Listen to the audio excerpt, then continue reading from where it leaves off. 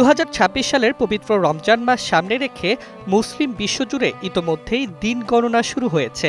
জ্যোতির্বৈজ্ঞানিক বিশ্লেষণে ধারণা করা হচ্ছে 2026 সালে রমজান মাস শুরু হবে 19 ফেব্রুয়ারি। এই তথ্য নিশ্চিত করেছে সংযুক্ত আরব আমিরাত জ্যোতির্বিদ্যা সোসাইটির সভাপতি ইব্রাহিম আল জারওয়ান।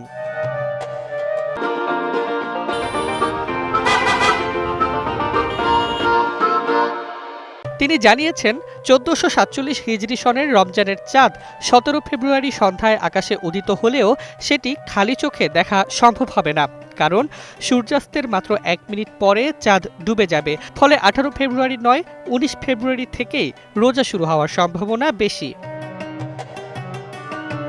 চাঁদ দেখা ও রোজা শুরুর ক্ষেত্রে মধ্যপ্রাচ্যের সিদ্ধান্তকেই সাধারণত মান্যতা দেয় সৌদি আরব, কাতার, সংযুক্ত আরব আমিরাত সহ আরব বিশ্বের দেশগুলো।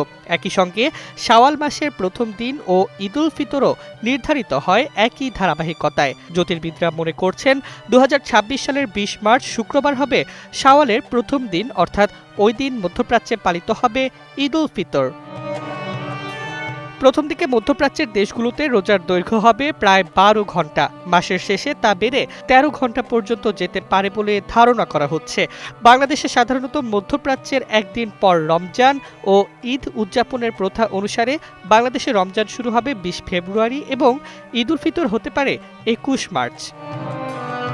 বিশ্ব মুসলমানদের জন্য রমজান শুধু আত্মসংযম আর ইবাদতের মাসই নয়, বরং রহমত, বরকত ও ক্ষমার অফুরন্ত সম্ভার। তাই আগাম প্রস্তুতিতেও উৎসাহ লক্ষ্য করা যাচ্ছে সর্বত্র।